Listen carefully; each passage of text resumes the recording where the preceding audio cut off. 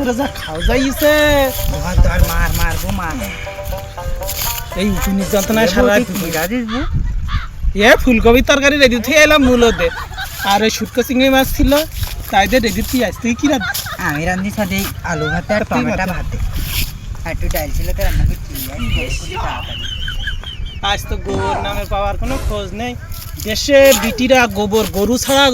গোবর কুড়ি নিয়ে উঠে দেখেছি হ্যাঁ দেখছিলাম ওই পাড়ার বিটিরা দুই বিটিরা গন্ডল করতে ডুবাই বিলির মাঝখানে চুলচিরাচিরি করতে তাই এত গোবর গরু ছাড়া গোবর যদি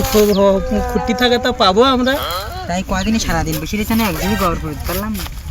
এসব কথা বাদ দে এই সাইডটা দেখ ওই সারেদারের নোংরা বিটা না বিটি না কি না হিজনি কার কথা কস কেন ওই যে কৃষিতে বেড়া রং চং নেই কি তুই জানিস না কিটা সবেদার হ্যাঁ আমার তো থাইলে না ওর মুসলমানি অনুষ্ঠানে আমি নেই চাইলাম বাবা হ্যাঁ ওর ওই হাজাম দিল হ্যাঁ ওর হাজাম দিল সে এখন তো চিনা যায় না বেটা না বিটি না হিজমে তা জানে কি তা কি জানি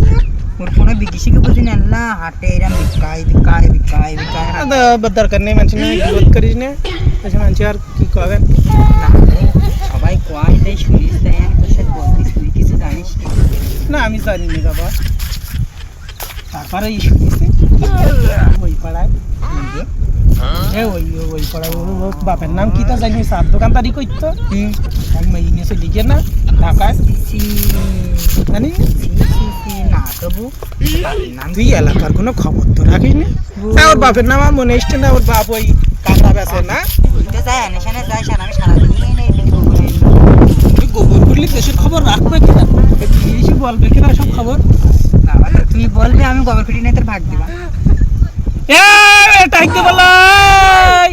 দেখি না তো